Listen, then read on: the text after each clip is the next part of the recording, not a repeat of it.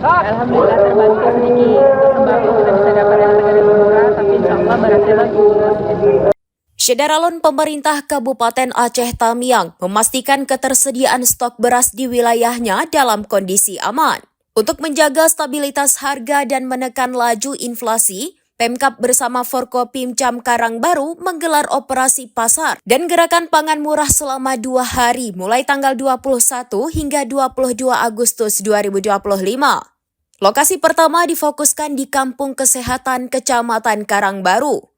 Bupati Aceh Tamiang Armia Pahmi menegaskan bahwa pemerintah daerah terus melakukan langkah nyata agar masyarakat tidak terbebani dengan kenaikan harga bahan pokok.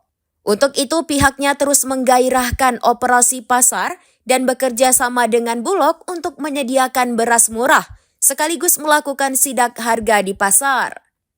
Warga Kampung Kesehatan Dewi mengaku terbantu dengan program tersebut. Menurutnya, beras yang dibeli melalui pasar murah berkualitas dan terjangkau. Posisi inflasi di daerah Aceh Tamiang pada bulan Juli memang ada kenaikan. Maka kita sekarang ini di bulan Agustus ini gencar-gencarnya melaksanakan operasi pasar. Kemudian juga kita melaksanakan usaha untuk penanaman padi.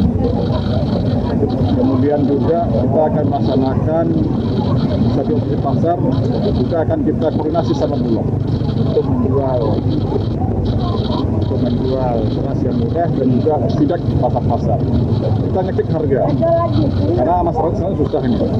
Karena kita berusaha bagaimana angka inflasi kita bisa turun dan masyarakat bisa menikmati kebutuhan hidupnya dengan negara lain.